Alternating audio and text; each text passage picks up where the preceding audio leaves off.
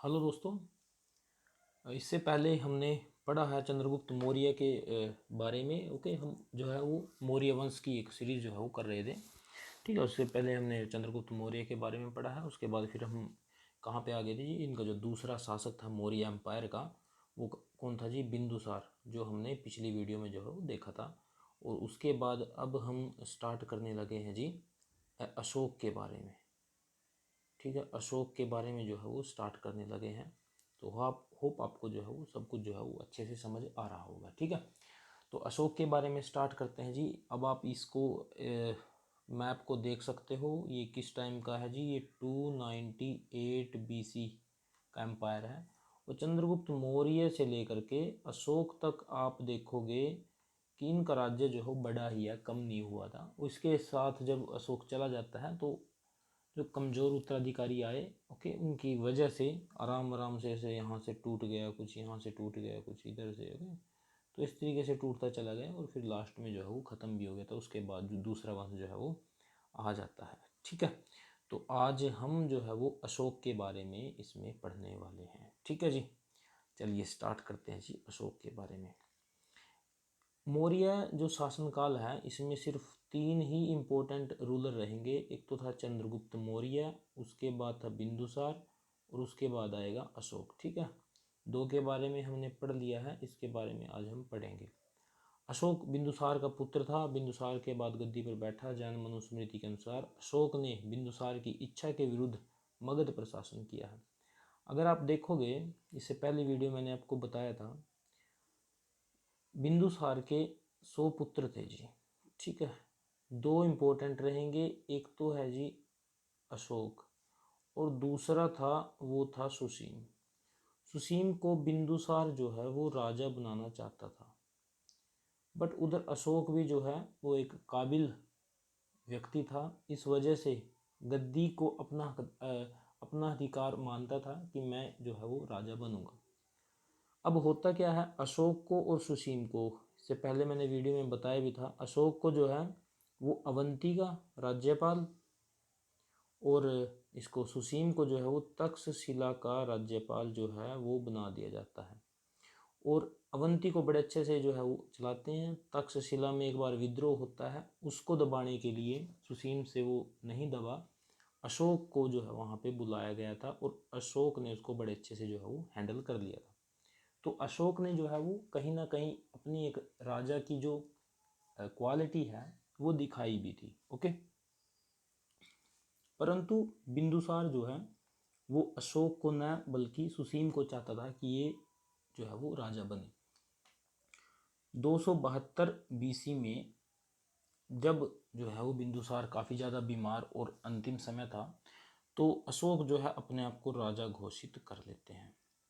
अब जब आप पढ़ोगे इसमें वीडियो में आगे, अब आपको पता चलेगा 269 BC में जो है वो अशोक का क्या होता है जी? राज्याभिषेक होता है। ये 4 साल इसने 4 साल गृह युद्ध में निकल गए। मतलब कि जो इसके 99 भाई थे, 99, उनको जो है वो ख़त्म करने का, मारने का काम किसने किया था? अशोक ने किया था। ओके, इसमें जब आप आगे पढ़ोगे, सिंहली अनुश्रुत तथा तारानाथ के अनुसार अशोक ने शासन पाने के लिए अपने 99 भाइयों का जो है वो वध करके साम्राज्य प्राप्त किया था। ओके, वैसे तो ये 272 BC में ही राजा बन गए थे। इनका जो राज्याभिषेक होता है वो 269 BC में, 269 BC में जो है इनका राज्याभिषेक होता है। और अशोक के शिलालेखों और स्तंभ लेखों से उनके साम्राज्य और सीमा की जानकारी जो है वो मिलती भी है। ठीक है, कि कैसे उसके बाद उन्होंने अपना विस्तार किया है, कैसे राजकाज चलाया भी है। ठीक है, अब इम्पोर्टेंट ये बात हो जाती है कि अशोक को उसके अभिलेखों में देवों का प्यारा कहा गया है। किसका प्यारा कहा गया है जी? देवों का प्यारा कहा गया है। याद रखना, किसको कहा गया है? अशोक को कहा गया है देवों का प्यारा। ठीक है, उसी के अभिलेखों में एक कवि हैं, कश्मीर से हैं, कश्मीरी कवि हैं कलहण, उनकी रचयिता है जी राज तरंगिणी। याद रखना नाम ये। कलहण है जो कवि है कश्मीर से, राज तरंगिणी जिनकी एक रचयिता है। उससे पता चलता है कि कश्मीर पर भी अशोक ने जो है वो कब्जा किया था, अशोक ने कश्मीर को जीत लिया था। और इसमें अशोक को कश्मीर का प्रथम शासक जो है वो बताया गया है कि कश्मीर का जो पहला शासक हुआ है वो कौन हुआ है जी, वो अशोक हुआ है। तो कश्मीर को जीतने वाला पहला राजा कौन था, अशोक था। अशोक के अभिलेखों को सर्वप्रथम जेम्स प्रिंसेप ने पढ़ा है, ये इंपॉर्टेंट है। कब पढ़ा था, 1837 में पढ़ा है जेम्स प्रिंसेप। और उन्हीं को पढ़ने के बाद जो है वो इनकी जानकारी, अभिलेखों की क्या कुछ लिखा है उनकी जानकारी हमको मिली है, ठीक है। उसके बाद है अशोक ने अपने राज्याभिषेक के 8वें वर्ष में कलिंग पर अधिकार किया है, ठीक है। कि 269 बीसी में जो है इनका राज्याभिषेक होता है, और कलिंग का जो युद्ध होता है 261 बीसी में होता है। ये इंपॉर्टेंट है, आप इस डेट को जो है वो याद रखेंगे। कलिंग, जिसको अभी उड़ीसा आप बोलते हो, उसको जीता था अशोक ने, और वहाँ पे इतना ज़्यादा जो है वो खून खराबा हुआ था। उसी से विचलित होकर ही, उसी नरसंहार से विचलित होकर अशोक ने युद्ध नीति का जो है वो त्याग कर दिया था। और उसके बाद फिर ये इन्होंने क्या अपना लिया था जी, बौद्ध धर्म को।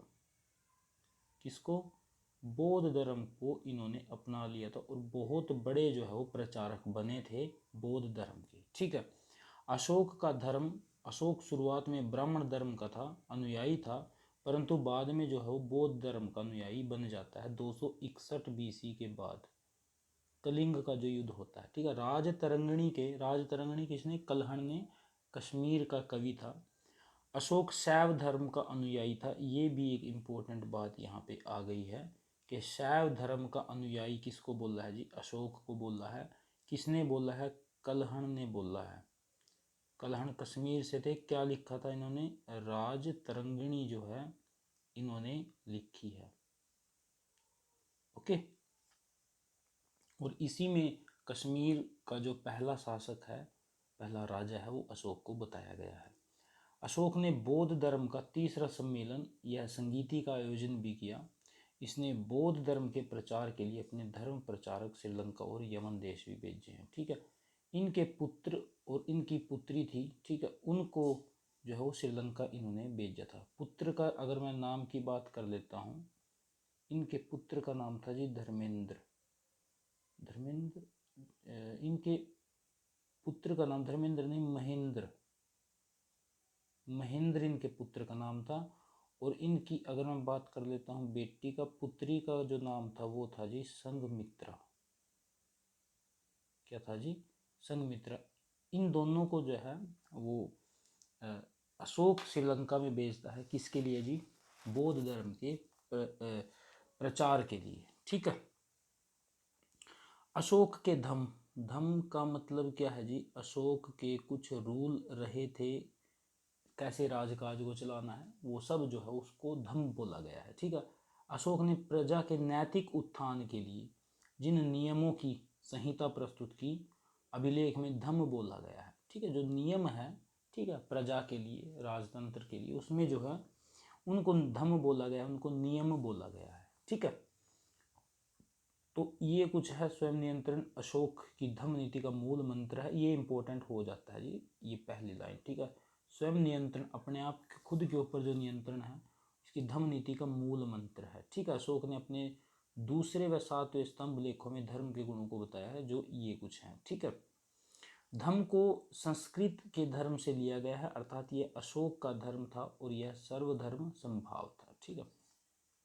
अब हम बात कर लेते हैं जी अभिलेख, ये इंपॉर्टेंट रहने वाले हैं, यहाँ से बहुत अच्छे अच्छे क्वेश्चन जो है वो एग्जाम में आते हैं, ओके। भारत में शिलालेख का प्रचलन सर्वप्रथम अशोक ने ही शुरू किया था, ये बहुत इंपॉर्टेंट बात यहाँ पे लिखी है। शिलालेख का प्रचलन, शिलालेख का जो प्रचलन है वो किसने स्टार्ट किया था जी, अशोक ने ही किया था, ठीक है। मतलब ये जो पत्थरों पर जो लिखा गया, जो शिलाओं पर लिखा गया है, उसका जो चलन था वो किसने शुरुआत की है, जिसमें अशोक ने शुरुआत की है उसकी।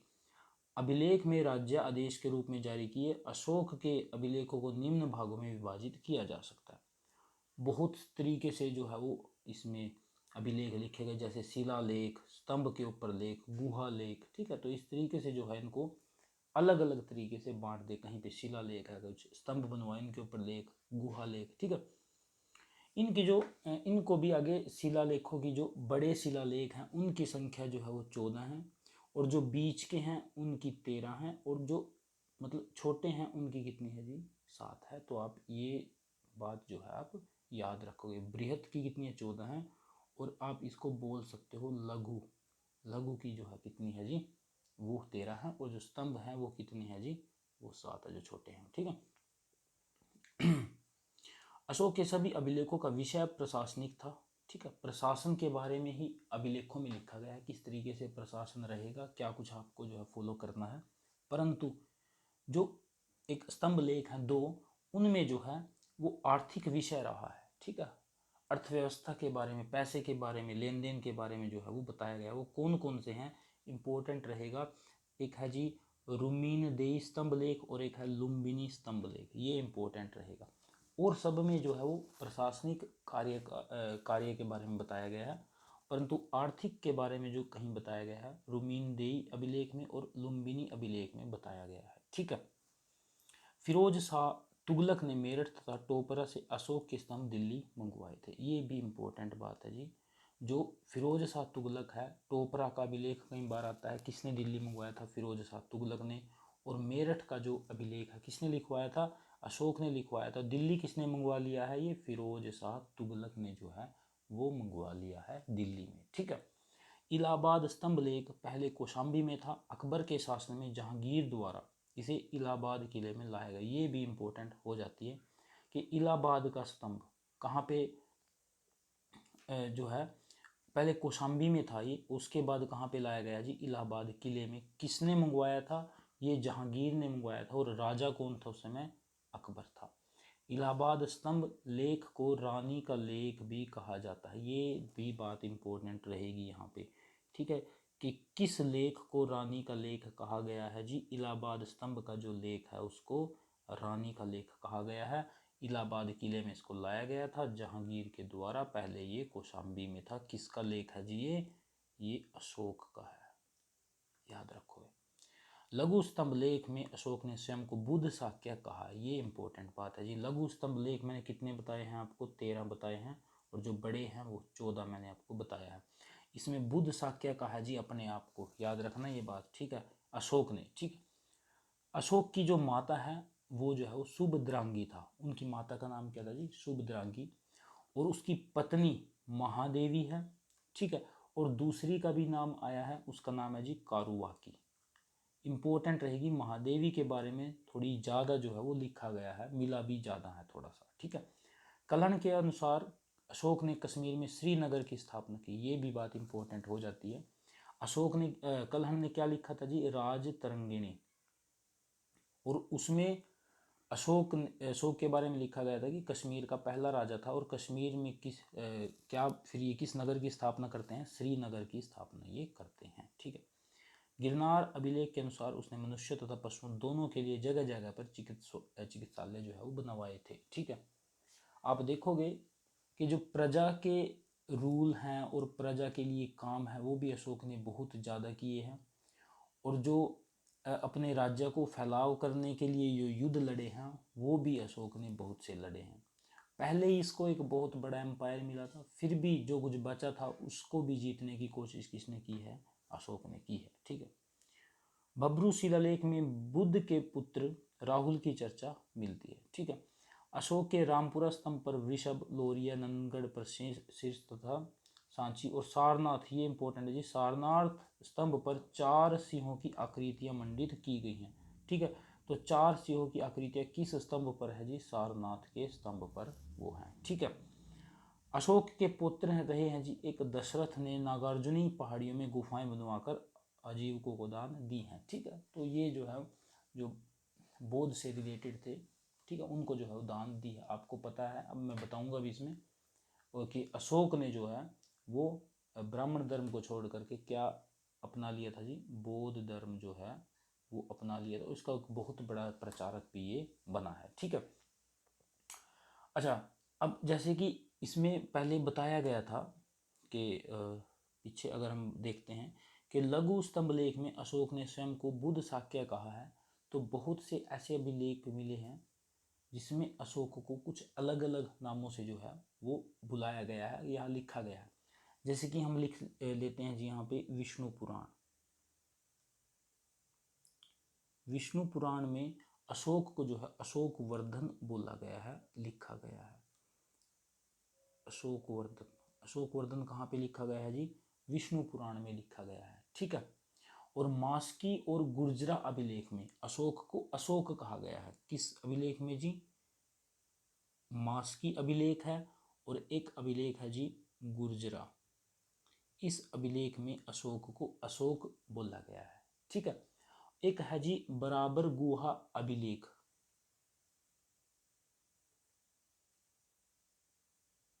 बराबर गुहा अभिलेख, उसमें अशोक को क्या बोला गया? उसमें अशोक को इम्पोर्टेंट रहेगा प्रियदर्शिका जो है वो बोला गया है। ये बात इम्पोर्टेंट है, याद रखोगे, ठीक है।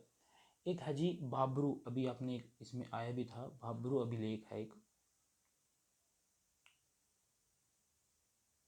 भाब्रू अभिलेख, उसमें अब इसको अशोक को क्या बोला गया जी? मगधाधिराज। क्या बोला गया है? मगधाधिराज उसमें अशोक को बोला गया है, ठीक है। अच्छा, हमने एक पढ़ा था कि 261 बीसी में किसके साथ युद्ध होता है जी? कलिंग के साथ युद्ध होता है। तो उस समय वहाँ का जो राजा है वो कौन रहा था? वो रहा था जी नंदराज। उस समय वहाँ का जो राजा था वो कौन था? नंदराज था। और जो हाथी गुम्फा अभिलेख है, हाथी गुम्फा अभिलेख जो है उसमें कलिंग के युद्ध का जो है वो वर्णन मिलता है। ये बातें कुछ आप जो है वो याद रखोगे, ओके। चलिए, उसके बाद हम पढ़ेंगे जी अशोक के उत्तराधिकारी। उत्तराधिकारी को इतना ज़्यादा कुछ पढ़ने की ज़रूरत नहीं है। जो एक पढ़ने की ज़रूरत है वो है मौर्य साम्राज्य के लास्ट रूलर को, ठीक है। सिर्फ 3 ही रूलर इंपॉर्टेंट हुए हैं, चंद्रगुप्त मौर्य, बिंदुसार और अशोक। उसके बाद जो हम पढ़ते हैं वो सिर्फ एक है, वो है जी इनके लास्ट के रूलर, ठीक है। अब आप यहाँ पे देखोगे, आप यहाँ पे कुछ पढ़ सकते हो, ठीक है। इसमें इम्पोर्टेंट ये है जी, ठीक है। गुफाओं की दीवारों पर खुदे हुए लेखों से पता चलता है जो गुफा है वो कहाँ पे है? नागार्जुनी पहाड़ी पर, ठीक है। कि अशोक की तरह एक लास्ट के जो रूलर रहे हैं इनके, ठीक है, उसका नाम क्या जी? बृहद्रथ। बृहद्रथ है वो भी अपने आप को अशोक की तरह जो है वो देवाना पिया की उपाधि जो है वो धारण करते थे। और अशोक भी किसकी उपाधि धारण करता था? देवाना पिया। ये इंपॉर्टेंट रहेगा, याद रखोगे, देवाना पिया। देवाना पिया की उपाधि दो ने रखी है, एक अशोक ने, एक बृहद्रथ, जो क्या था? लास्ट रूलर था किसका? मौर्य साम्राज्य का, मौर्य वंश का। उसके बाद जो है वो शुंग वंश जो है वो स्टार्ट हो जाता है। ये बात आप याद रखोगे, ठीक है। सेनापति था पुष्यमित्र शुंग है यहाँ पे, ये पुष्यमित्र शुंग था। पुष्यमित्र शुंग ने 184 ईसा पूर्व 184 बीसी के लगभग जो है इनकी हत्या कर देते हैं। ये बृहद्रथ की हत्या जो है वो कर देते हैं। और उसके बाद इस वंश का जो है वो अंत हो जाता है। और उसके बाद 184 बीसी में स्टार्ट क्या होता है जी? शुंग वंश स्टार्ट होता है। ये बात आप याद रखोगे, ठीक है।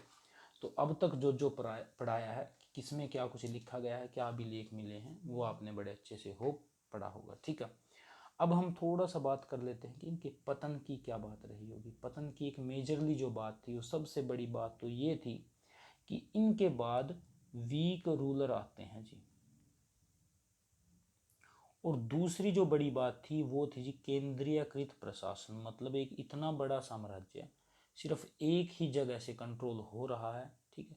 तो जाहिर सी बात है जो दूसरे जो दूर जो जगह है वहाँ पे इतना ज़्यादा जो है कंट्रोल वो नहीं रहेगा।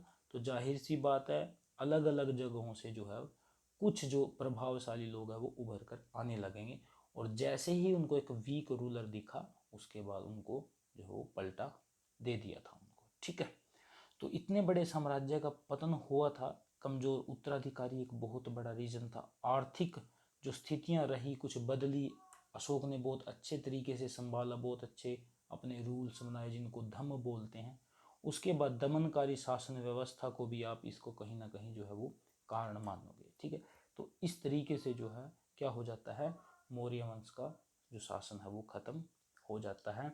और उसके बाद कौन आता है जी, फिर शुंग वंश आता है। तो 322 बीसी में चंद्रगुप्त मौर्य इसको स्थापित करता है और 182 बीसी के लगभग जो है वो ये खत्म हो जाता है। होप आपको वीडियो जो है वो अच्छी लगी होगी। ओके, इसके बाद हम क्या पढ़ेंगे जी, शुंग वंश हम इसके बाद पढ़ेंगे, ठीक है। शुंग वंश मतलब कि जो बृहद्रथ था वो, उसको कौन मार देता है जी, पुष्यमित्र शुंग जो है वो उसको मार देता है और उसके बाद फिर शुंग वंश जो है वो स्टार्ट होगा।